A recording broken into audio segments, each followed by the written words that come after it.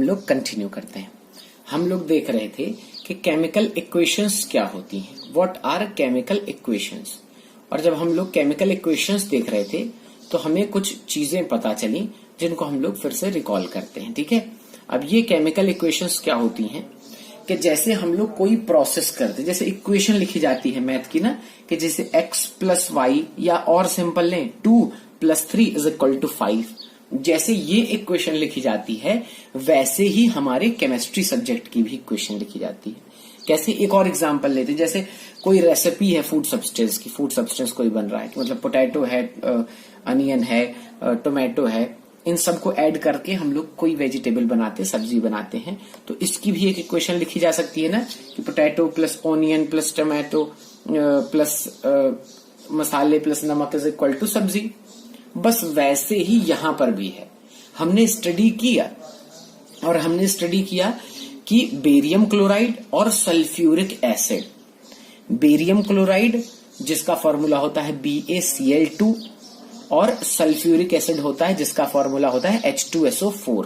सब लोग अपनी कॉपी में नोट भी करेंगे कि जब BaSO4 बनेगा, मतलब बेरियम सल्फेट बनेगा और HCl बनेगा, हाइड्रोजन क्लोराइड गैस बनेगी, तो वो कैसे बनेगी। ठीक है, तो बेरियम क्लोराइड बनता है BaCl2 से और सल्फ्यूरिक एसिड बनता है H2SO4 से।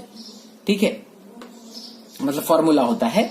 तो बेरियम क्लोराइड जब ब्रेक होता है, सब लोग इतना पहले पढ़ के आ चुके हैं, पहले से थोड़ी थोड़ी बातें अब मैं आपके दिमाग में डालना शुरू करूंगा, तभी आगे मैं जो चाहता हूं वो हो पाएगा। ठीक है, तो BaCl2 बेरियम क्लोराइड किससे बना होगा sir? Barium Ba+2 alkaline earth metal खानदान का है, तो एल्कलाइन अर्थ मेटल फैमिली का है। अभी ये क्या है, ये शब्द आपके दिमाग में डाल रहा हूं कि कैसे आया, कहां से आया, ये सब मैं बताऊंगा आगे। ठीक है, बस मैं आपके दिमाग में डाल रहा हूं कि ये भी कुछ होता है एल्कलाइन अर्थ मेटल। हाँ, तो वो Ba+2 चार्ज शो करते हैं और क्लोरीन पर Cl-1। तो ये जब आपस में मिलते हैं, तो मैं आपकी क्लास में कई बार बताया हूं, जब भी हम लोग मिले होंगे या जब भी टीचर्स आपकी क्लास में बताए होंगे कि एक का चार्ज दूसरा ले लेता है और क्रॉस से फॉर्मूला बनता है। जैसे Ba के ऊपर +2 चार्ज होता है और Cl के ऊपर -1 चार्ज होता है, तो BaCl2 हमें मिल जाता है। ठीक है, BaCl2 हमें मिलता है। अब जैसे H2SO4 है, H+ और SO4 ये रेडिकल्स हैं। रेडिकल्स क्या होते हैं? कोई भी सब्सटेंस, अभी तुम मोटा मोटी समझ लो कि जितने भी सब्सटेंसेस पाए जाते हैं जिन पर कोई चार्ज है वो रेडिकल्स कहलाते हैं। जैसे H+ भी एक रेडिकल है, Ba+2 भी एक रेडिकल है, SO4 एक रेडिकल है, Cl- एक नेगेटिव रेडिकल है। तो जब ये लोग आपस में रिएक्शन करते हैं तो बेरियम क्लोराइड सल्फ्यूरिक एसिड और बेरियम सल्फेट हाइड्रोजन क्लोराइड बनाते हैं।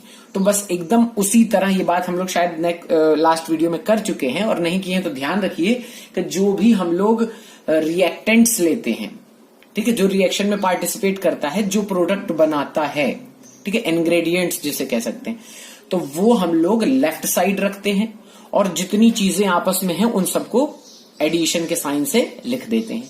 और जो प्रोडक्ट आता है, जो इक्वल का साइन हम लोग मैथमेटिक्स में लगाते थे, तो यहां पर इक्वल का साइन नहीं बल्कि एरो का साइन लगा देंगे और बेरियम सल्फेट और हाइड्रोजन क्लोराइड, मतलब राइट साइड में वो चीजें रखेंगे जो एज हमारा प्रोडक्ट है। बात क्लियर? चलिए आइए हम लोग आगे बढ़ते हैं। सबसे पहले हमें जानना है कि unbalanced and balanced chemical equations होती क्या हैं, ये इक्वेशंस क्या होती हैं। तो सबसे पहली बात कि a chemical equation is called unbalanced chemical equation if it has an unequal number of atoms of one और more elements in the reactant and products. इसमें कोई दिमाग नहीं लगाना है, दुनिया की सबसे आसान बात है कि अनबैलेंस्ड केमिकल इक्वेशन किसे कहोगे? जब रिएक्टेंट और प्रोडक्ट के साइड डिफरेंट एटम्स के नंबर हों। जैसे आपके सामने एक रिएक्शन दिख रही है, H2 + Cl2 गिव्स HCl। अच्छा, जब आप इस तरफ देखते हैं लेफ्ट साइड, जहां पर रिएक्टेंट लिखे होते हैं, और राइट साइड क्या लिखा होता है, जैसे देखो हम लोग इसको कैसे लिखते हैं कि जितने रिएक्टेंट थे, रिएक्टेंट कौन से, हाइड्रोजन और क्लोरीन गैस, हमेशा गैसेस को जो है ये डाइमर के फॉर्म में मैक्सिमम केसेस में लिखते हैं, जैसे H2Cl2 N2 O2 इन सब फॉर्म में लिखते हैं, तो आप ध्यान रखिएगा। तो क्या होता है कि H2 प्लस Cl2, देखो H2 के पास 2 एटम है भाई, 2 एटम मिलकर के ही तो हाइड्रोजन का H2 मॉलिक्यूल बनाए हैं, और Cl2 क्लोरीन के 2 एटम मिलकर के क्लोरीन का मॉलिक्यूल बनाए हैं ना। तो जब ये आपस में मिलते हैं, ठीक है, जब ये आपस में मिलते हैं तो HCl बनाते हैं। अब तुम लेफ्ट साइड देखो, लेफ्ट साइड तुम देखोगे तो ये देखो तुम्हारे पास ये 2 हाइड्रोजन के एटम है, और जब हमने ये क्लोरीन पर देखा तो 2 क्लोरीन के एटम है, और जब हमने इस तरफ प्रोडक्ट साइड देखा तो प्रोडक्ट साइड हमें क्या दिख रहा है, प्रोडक्ट साइड हमें दिख रहा है एक ही हाइड्रोजन और एक ही क्लोरीन। इसका अर्थ क्या है, इसका अर्थ ये है कि दोनों साइड नंबर डिफरेंट हैं। अब देखिए, यदि हम लोग रिएक्टेंट और प्रोडक्ट के साइड, रिएक्टेंट के साइड और प्रोडक्ट के साइड दोनों तरफ हम लोग काउंट करेंगे कि कितने नंबर ऑफ हाइड्रोजन एटम हैं और कितने नंबर ऑफ Cl एटम हैं, ठीक है। तो जब रिएक्टेंट साइड देखा तो हाइड्रोजन के एटम 2 थे और क्लोरीन के एटम भी 2 थे, लेकिन जब प्रोडक्ट्स के साइड देखा कि तो हमें मिला कि हाइड्रोजन भी 1 ही है और क्लोरीन भी 1 ही है। तो इससे क्लियर क्या बात हुई, इससे क्लियर ये बात हुई कि ये एक अनबैलेंस्ड केमिकल इक्वेशन, बस इतनी बात ध्यान रखनी है, ज्यादा दिमाग नहीं लगाना, ठीक है। अब देखिए, और यहां पर एक बात और ध्यान देनी है, कुछ लोग कह सकते हैं कि ये बैलेंस और अनबैलेंस हम लोग क्यों पढ़ रहे हैं। तो तुम्हारा एक लॉ है, लॉ क्या है कि matter neither be created nor destroyed in a chemical reaction. तुम्हारे पास एक लॉ पता है जो तुम पिछली क्लासेस में पढ़ चुके हो कि मैटर नाइदर बी क्रिएटेड और nor destroyed in a chemical reaction. बात क्लियर है ना। तो ये बताता है कि जो रिएक्टेंट में गया है वो प्रोडक्ट में निकलेगा ही निकलेगा, भले वो किसी और फॉर्म में निकल आए, ठीक है, वो भले किसी और फॉर्म में निकल आए लेकिन वो प्रोडक्ट में निकलेगा तो जरूर। तो यहां से हमारी बात क्लियर हो गई, यहां से हमारी बात क्लियर हुई कि जितने अनबैलेंस्ड रिएक्शन को रिजेक्ट क्यों कर दिया गया। कुछ लोग कह सकते अरे सर लिख दीजिए, बैलेंस करने बहुत टेंशन होती है हमको, तो लेकिन हम लोग कहेंगे कि यहां तो हमारा लॉ फेल हो जाएगा, और हमारा लॉ फेल हो जाएगा तो सब गड़बड़ हो जाएगी। हमारा लॉ क्या कहता है कि matter neither be created and matter neither be destroyed, neither be created nor be destroyed, ठीक है। तो H प्लस Cl HCl, इसको ऐसे नहीं लिखा जा सकता। अब ध्यान रखा, तुम्हारा मन हुआ तो H प्लस और Cl लिख दिया और HCl बना दिया, ऐसे नहीं होता है। क्यों? क्योंकि अभी मैंने थोड़ी देर पहले बताया था कि जो गैसेस होती हैं वो हमेशा डाइमर के फॉर्म में मैक्सिमम पाई जाती हैं, जैसे HCl HCl, नहीं समझे बात, HCl HCl, तो H2 और Cl2 होना पड़ेगा क्योंकि ये हमेशा डाइमर के फॉर्म में पाई जाती है, इनको H2 प्लस Cl2 ही होना पड़ेगा। अच्छा ध्यान रखना, बैलेंस और अनबैलेंस केमिकल इक्वेशंस में कभी भी हम एटम्स के नंबर के साथ छेड़छाड़ नहीं करते। जैसे हमें H2 और Cl2 बनाना है तो हम राइट साइड लिख दें H2Cl2, ऐसा कभी नहीं करना है।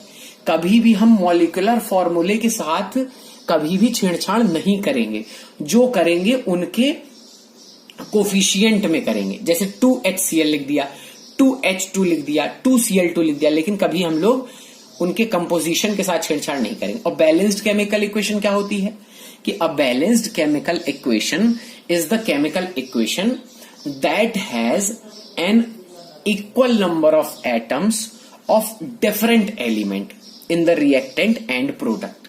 मतलब रिएक्शन के पहले कुछ हो जाए, रिएक्शन के बाद कुछ हो जाए, उससे हमें मतलब नहीं है, लेकिन जो नंबर ऑफ एटम्स हैं they should be equal on both the side, left side and also right side. तो हमको क्या मिलेगा, देखिए चलिए, जैसे आपके सामने एग्जांपल है जिंक और H2SO4। ये रिएक्शन भी आप लोग याद करते चलिएगा थोड़ा थोड़ा, जो याद कर सके, जिनकी मति बढ़िया हो। तो जिंक के छोटे छोटे टुकड़ों को जब हम लोग H2SO4 के साथ रिएक्शन करवा देते हैं तो हाइड्रोजन गैस निकलती है पॉप साउंड के साथ, ये सब याद करते चलेंगे। तो हम लोग को क्या मिला, जिंक और H2SO4 जब रिएक्शन किया तो रिएक्टेंट्स एंड प्रोडक्ट्स, तो Zn plus H2SO4 it will give products, that is ZnSO4 plus H2। अब देखिए आगे कि नंबर ऑफ Zn एटम्स, अब number of Zn atom in reactant side 1 दिख रहा है सबको, 1 प्रोडक्ट साइड दिखा क्या 1। हम लोग चेक क्या कर रहे हैं कि बैलेंस है या नहीं, ठीक है, यही बस चेक कर रहे हैं। तो reactant side 1, product side 1। Hydrogen का इस तरफ देखे H2, 2 ही हाइड्रोजन एटम, उधर देखा तो हाँ उधर भी H2 ही है। तो number of hydrogen atom in reactant side and product side both sides क्या है, number of hydrogen atom is 2। चलिए अब हम लोग सल्फर के एटम की नंबरिंग करेंगे। हमने इधर देखा H2SO4, अरे वाह एक ही एटम, उस तरफ देखा राइट साइड तो क्या है ZnSO4, एक ही सल्फर दिख रहा है ना, S2 तो लिखा नहीं, S4 तो लिखा नहीं, O4 लिखा है, S4 नहीं लिखा। तो सल्फर का नंबर क्या होगा, सल्फर का नंबर हमें स्पष्ट दिखाई दे रहा है कि सल्फर का नंबर जो है वो हमें 1 ही मिल रहा है, ठीक है। तो सल्फर का left and right both sides 1 ही है। अब ऑक्सीजन पे चलते हैं। ऑक्सीजन पर जब हम चले तो देखा कि number of oxygen atom is also same on both the sides, that is okay. चलो हाइड्रोजन और जिंक, सल्फर, ऑक्सीजन सबके नंबर सेम हैं, लेफ्ट साइड भी राइट साइड भी, रिएक्टेंट साइड भी प्रोडक्ट साइड भी। इसे क्या कहेंगे, इसे हम लोग कहेंगे बैलेंस्ड केमिकल इक्वेशन। अब मान लीजिए कोई रिएक्शन बैलेंस ना हो तब क्या करें, अब कोई रिएक्शन बैलेंस ना हो तो उसके लिए भी हमारे पास मेथड है। आइए बैलेंसिंग ऑफ केमिकल इक्वेशन बहुत ही इंपॉर्टेंट है। पहले आइए इसके चारों स्टेप्स देखते हैं और उसके बाद हम लोग एक क्वेश्चन करेंगे जिससे आपका पूरा बैलेंसिंग ऑफ केमिकल इक्वेशंस, जिसे हम लोग केमिस्ट्री में हिट एंड ट्रायल मेथड भी कहते हैं, वो क्लियर हो जाएगा, ठीक है। तो पहला स्टेप है किसी भी केमिकल इक्वेशन को, केमिकल रिएक्शन को बैलेंस करने का, ठीक है, कि right the chemical equation by using appropriate formula of the reactant and product, do not alter the formula of the reactant and product. देखो मेरी बात यहां सत्य सिद्ध हो गई क्या, कि जो फॉर्मूला होता है, जैसे सल्फ्यूरिक एसिड बेरियम क्लोराइड साथ रिएक्शन कर रहा है तो सल्फ्यूरिक एसिड का फॉर्मूला H2SO4 ही होता है, आप चेंज नहीं कर सकते हो कि कुछ भी लिख दिया, ऐसे नहीं कर सकते, H2SO8 लिख दिया, ऐसा नहीं करना है हम लोगों को, ठीक है। तो ध्यान रखना है, you all have to remember these things. क्या कि पहला स्टेप क्या है, write the chemical equation by using appropriate formula of reactant and product, do not alter the formula of reactant and product. Reactant and product का जो formula है वो change नहीं करेंगे। अब देखिए, count the total number of different elements in both reactants and product. क्या करो, अब दूसरा स्टेप, पहला क्या देखा कि हमने देखा कि फॉर्मूले सबके सही हैं या नहीं, ठीक है। अब फॉर्मूले सबके सही हैं हमने देख लिया। दूसरे नंबर पे हमने क्या किया कि count the total number of atom of different elements in both reactant and product. हमने नंबर काउंट किए, ठीक है, एलिमेंट, हर एलिमेंट्स के रिएक्टेंट एंड प्रोडक्ट साइड, ठीक है। अब थर्ड स्टेप क्या हुआ, थर्ड स्टेप है appropriate number should be written before the formula of the reactants and products, just as we write coefficient in an algebraical equation, ठीक है। जैसे हम लोग algebraical equation लिखते हैं तो हम लोग कोफिशियंट लगाते हैं 2x square, Arun Tiwari sir करवाते हैं ना, 2x square plus 3y is equal to something something, तो बस वैसे ही लिखना है बिफोर फॉर्मूला, ठीक है। फॉर्मूले के साथ छेड़छाड़ नहीं करना। Appropriate number should be written before the formula, मतलब जो भी तुम्हें लगता है कि अभी क्वेश्चन भी करेंगे तो उससे भी क्लियर हो जाएगा, लेकिन ध्यान रखना कि जो भी तुम्हें लगता है कि हाँ ये नंबर ऐड कर दे तो ये बैलेंस हो जाएगा, ठीक है, तो वो number before the formula add करना, ये नहीं कि फॉर्मूले के अंदर लिख दिया आपने कुछ, फॉर्मूले के अंदर कुछ छेड़छाड़ कर दी, गड़बड़ कर दिया, ठीक है। तो appropriate number should be written before the formula of the reactant and product, just as we write coefficient in an algebraical equation. जैसे एल्जेब्रिकल इक्वेशन में हम लोग कोफिशिएंट लगाते हैं ना, 2x स्क्वायर 3y, इस तरह से Y2 नीचे नहीं लिखते, ऊपर 2Y लिखते हैं, Y2 नहीं लिखते, 2Y लिखते हैं। तो बस यही समझाने की कोशिश कर रहे हैं। अब जो भी आपको लगता है कि कोफिशिएंट जो है ये सही रहेगा, तो वो अपने बुद्धि के, अपने विवेक के हिसाब से आप उसको लगाइए। और उसके बाद count the total number of atoms of as we write coefficient in an algebraical equation. Count the total number of atoms of different element both reactant and product. बस जब आप दोनों साइड अपने कोफिशिएंट का नंबर मल्टीप्लाई कर चुके हो, तो आप काउंट कर लीजिए कि क्या अब भी रिएक्टेंट एंड प्रोडक्ट के साइड नंबर चेंज है। और यदि नंबर चेंज है तो फिर से वही स्टेप करिए अपने विवेक के आधार पर, अपनी बुद्धि के आधार पर। और फिर उसके बाद अभी हम लोग एग्जांपल लेंगे तो सब क्लियर हो जाएगा। फिर उसके बाद फोर्थ स्टेप क्या है कि a chemical equation will be balanced when the total number of atoms of different elements is equal in both reactants and products after putting the smallest possible numbers as coefficient of reactant and product.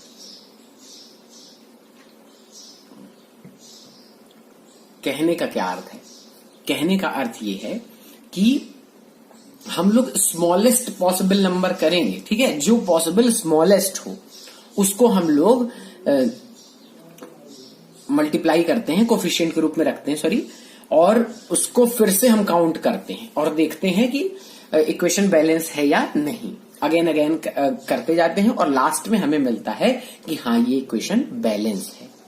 अब चलिए, पहली problem है कि balance the chemical equation H2 + O2 gives H2O। कोई दिक्कत नहीं, अब ध्यान से सुनते जाइए कि H2 + O2 गिव्स H2O। अब number of hydrogen atom reactant side 2 हैं, प्रोडक्ट के साइड 2 हैं। ऑक्सीजन एटम काउंट किया तो रिएक्टेंट के साइड 2 हैं और प्रोडक्ट के साइड 1 है। ओहो, यहां गड़बड़ हो गई। तो मतलब ऑक्सीजन को 2 होना पड़ेगा और हम यहां पर H2O2 नहीं कर सकते, ध्यान रखिएगा। मल्टीप्लाई H2O के आगे होगा, पूरे H2O के आगे होगा, ठीक है। अंदर हम लोग छेड़छाड़ नहीं कर सकते। तो the number of oxygen atoms are not equal on both the sides while that of hydrogen atom are of the same numbers, so we can put 2 as a coefficient of H2O on RHS. Right hand side हम लोग H2O का coefficient लगा सकते हैं, right hand side हम लोग H2O का coefficient लगा सकते हैं, ठीक है, 2। अब क्या होगा, H2 + O2 गिव्स 2H2O। जब हमने 2 कोफिशिएंट लगा दिया H2O के साइड, अच्छा देखो हमने क्या किया, H2 देखा उधर, H2 देखा ओके, O2 इस तरफ देखा उधर देखा O। तो यदि हम लोग H2O के आगे O लगा दें तो ऑक्सीजन तो बैलेंस हो जाएगा, ठीक है, ऑक्सीजन बैलेंस कर दिया। अब जब हमने H2 + O2 गिव्स 2H2O किया, पहले करके देखते हैं ना क्या होता है, अभी आगे पता चलेगा।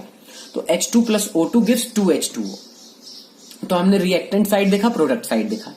तो number of hydrogen atom in reactant side 2 और प्रोडक्ट साइड 4। अरे वाह, 2 × 2 दैट इज 4, ठीक है। और number of O atoms, oxygen atom, तो ऑक्सीजन एटम 2 और प्रोडक्ट साइड भी 2। अब क्या हुआ कि now the total number of hydrogen atom is unequal on both the sides, so we can put 2 as a coefficient of H2 on LHS to make the number of H atoms equal। अब हमने क्या किया कि हमने देखा कि hydrogen ज्यादा हो चुका है। अब हमने क्या किया, हमने अपने विवेक का प्रयोग किया, बुद्धि का प्रयोग किया कि अगर हम H2 में 2 का मल्टीप्लाई कर दें, H2 में 2 का मल्टीप्लाई कर दें तो हमें कुछ मिलेगा। और हाँ, सही मिलेगा कि H2 में 2 का मल्टीप्लाई कर देंगे 4 हो जाएगा। O2 वैसे का वैसा ही है। राइट साइड हम देख रहे हैं 2H2O, मतलब 4 हाइड्रोजन 2 ऑक्सीजन, दैट इज, ये तो गड़बड़ हमारी सही हो गई। तो अब फिर से हमने काउंट किया, काउंट करते जाना, काउंटिंग करते जाना है कि रिएक्टेंट साइड जो नंबर ऑफ हाइड्रोजन एटम मिले हमको वो 4 मिले, प्रोडक्ट साइड 4 मिले, ऑक्सीजन एटम रिएक्टेंट साइड कितने लिखे, 2, प्रोडक्ट साइड 2। बात क्लियर हो गई। तो यहां से अब हमने जब इक्वेशन देखी 2H2O, 4 इधर 4 उधर, ऑक्सीजन एटम 2 इधर 2 उधर, तो बैलेंस है। तो ये हमारा आंसर हो जाएगा, ठीक है। 2H2 + O2 gives 2H2O। ध्यान रखेंगे सब, ये हो गई बैलेंसिंग। अब हम लोग चलते हैं लिमिटेशंस ऑफ केमिकल इक्वेशंस। क्या क्या लिमिटेशंस है, आइए भैया इनको भी पढ़ लिया जाए। कि a chemical equation has the following limitations.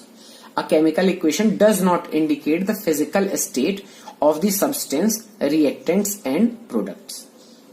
जो केमिकल इक्वेशन है वो अभी तक हम लोगों ने देखा क्या कि मतलब इतना, जब अब सुनो कि क्या चल रहा है, कि जब हम लोगों ने इतना पढ़ लिया तो हमने देखा कि बहुत बढ़िया इंफॉर्मेशन ये इक्वेशन दे नहीं रही है, समझे। तो हम लोग ने क्या किया, हम लोगों ने इसको लिस्टिफाई कर लिया कि क्या क्या गड़बड़ चल रहा है, ठीक है। तो पहला ये होता था कि हम लोग जैसे रिएक्शन तो देख लिए, लेकिन उसमें क्या सॉलिड है, क्या लिक्विड है, क्या गैस है, ये सब हमें पता नहीं चल पाता था, ठीक है। और अ chemical equation does not indicate the formation of the precipitate और एवोल्यूशन ऑफ गैस। मतलब हमें ये भी नहीं पता होता था कि क्या प्रेसिपिटेट बना, कौन सी गैस निकली। प्रेसिपिटेट क्या होता है, प्रेसिपिटेट वो सॉलिड सब्सटेंस होता है कि जो सॉल्यूशन में फर्दर सॉल्युबल नहीं होता है। बात क्लियर, कि जो physical state of the substance, reactants and products, और प्रेसिपिटेट और एवोल्यूशन ऑफ गैस, हमें ये भी नहीं पता चलता था। कोई केमिकल इक्वेशन देखो, जैसे हम लोग बेरियम क्लोराइड लिए, H2SO4 साथ रिएक्शन किए, BaSO4 और HCl निकली, हमें पता ही नहीं चला कि क्या प्रेसिपिटेट है, कौन सी गैस है, ठीक है।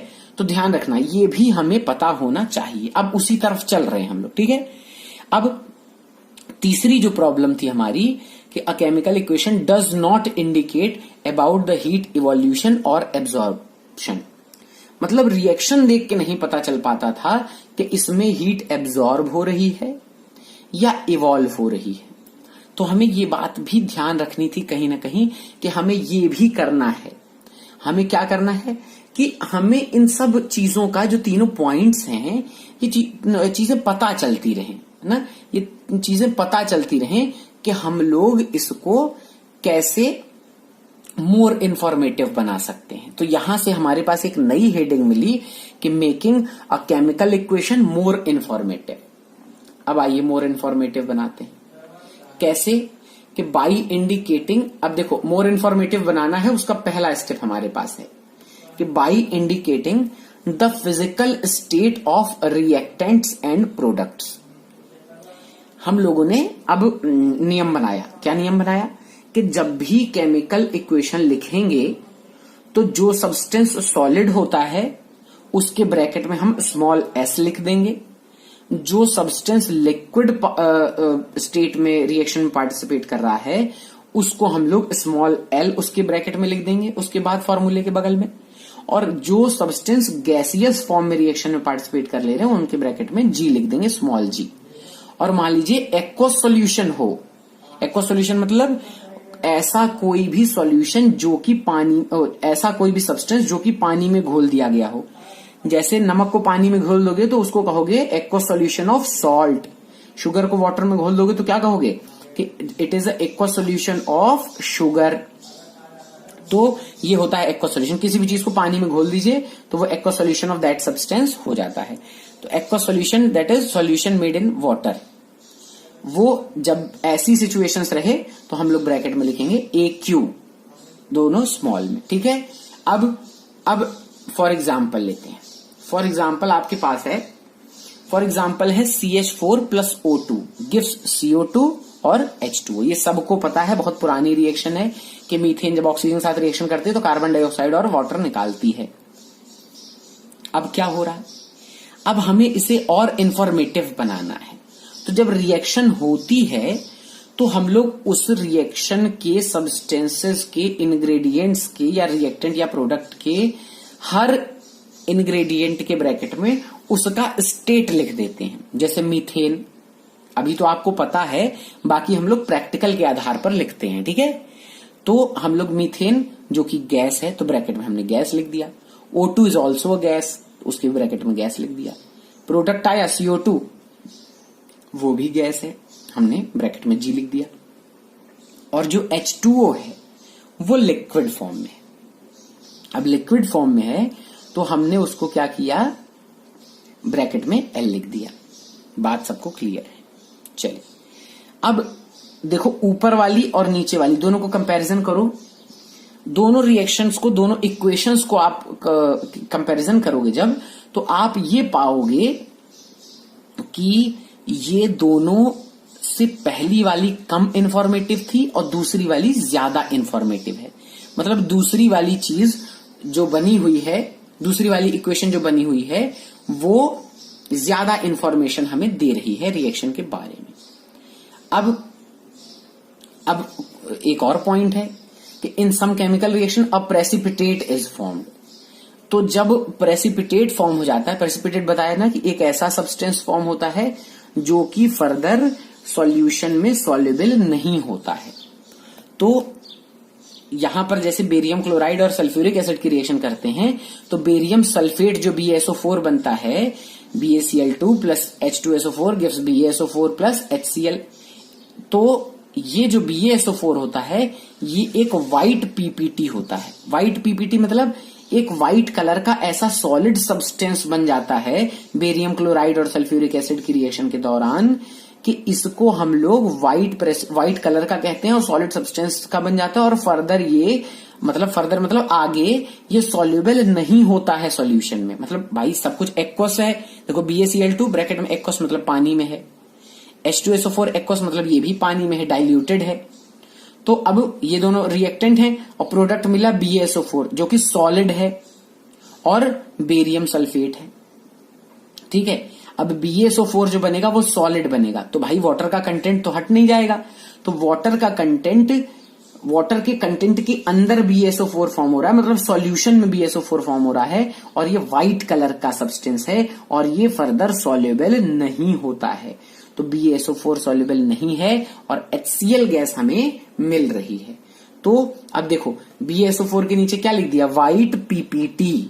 तो इससे भी इंफॉर्मेशन मिल रही है ना। देखो उससे पता चला BaCl2 एक्वस फॉर्म में है, H2SO4 एक्वस फॉर्म में है, फिर तीर लगाया और BaSO4 लिखा सॉलिड और व्हाइट प्रेसिपिटेट, मतलब ये व्हाइट कलर का है जो कि नीचे बैठ जाएगा, जो कि नीचे डाउनवर्ड साइड चला जाएगा और तलहटी में बैठ जाएगा, उसकी नीचे सरफेस पर बैठ जाएगा। अब देखिए, और HCl गैस बाहर निकल आएगी। इतनी बात हमें मतलब ऊपर वाली इक्वेशन से ज्यादा इंफॉर्मेटिव हो गई है। अभी इसमें थोड़ा सा और चेंज करेंगे। आइए अब इसमें और चेंज करेंगे। अब देखिए बाई इंडिकेटिंग, अब दूसरा ध्यान से सब लोग देख रहे हैं, अब ध्यान से देखिए सब लोग कि by indicating the formulas, by indicating the formation of precipitate और evolution of a gas through symbols. अब हम एक्वस, सॉलिड, लिक्विड, गैस ये सब तो लिखते ही थे, लेकिन अब हम एक चीज और इंक्लूड कर लेंगे केमिकल रिएक्शन लिखते समय, कि जो प्रेसिपिटेट होगा उसके बगल में, सॉलिड के बगल में हम लोग जहां पर सॉलिड लिखते हैं, गैस लिखते हैं, तो वहां पर हम लोग ब्रैकेट के जस्ट बगल में एक डाउनवर्ड एरो लगा देंगे। जैसे आपके सामने एक रिएक्शन है NaCl जो कि एक्वस फॉर्म में है, AgNO3 एक्वस फॉर्म में है, और जो प्रोडक्ट मिलेगा वो क्या कहते हैं, AgCl, एक प्रेसिपिटेट मिलेगा। तो उसको हम लोग अभी बताया ना मैंने देसी भाषा में कि वो नीचे बैठ जाता है, इसीलिए नीचे बैठ जाता है, इसीलिए इसके पास हम लोग डाउनवर्ड एरो लगा देते हैं, जिससे हम लोगों को देखते ही समझ में आ जाए कि ये एक प्रेसिपिटेट फॉर्म हुआ है। और NaNO3 जो कि एक्वस है वो हम लोग उसके ब्रैकेट में लिख देंगे। और यदि कोई गैस इवॉल्व हुई, अब गैस हमेशा अपवर्ड साइड जाती है ना, ऊपर उड़ जाती है, तो दोनों बातें ध्यान रखनी है कि ये तो लिखते ही थे हम लोग। अब और एक चीज इंक्लूड कर लेना है कि जो प्रेसिपिटेट होगा उसके बगल में डाउनवर्ड एरो जो कि सूचक होगा कि ये नीचे बैठ जाता है सॉल्यूशन में। और जो H2 है, ठीक है, H2 है या कोई भी गैस निकल रही है, जैसे जिंक H2SO4 साथ रिएक्शन करके ZnSO4 H2 बनाती है, हाइड्रोजन गैस इवॉल्व होती है। तो हमने देखो सामने आपकी स्क्रीन पर दिख रहा है कि H2 के बगल में एक अपवर्ड साइड एरो लगाया है। वो इस बात का सूचक है कि ये एक गैस है, ये एक गैस है जो कि ऊपर अपवर्ड साइड उड़ जाएगी। बात समझ में आई? तो अब इन दोनों चीजों का ध्यान रखना है। तो चलिए इसको हम लोग कंटिन्यू करेंगे अब नेक्स्ट क्लास में, तब तक इतना आप लोग याद कर लेंगे। Thank you.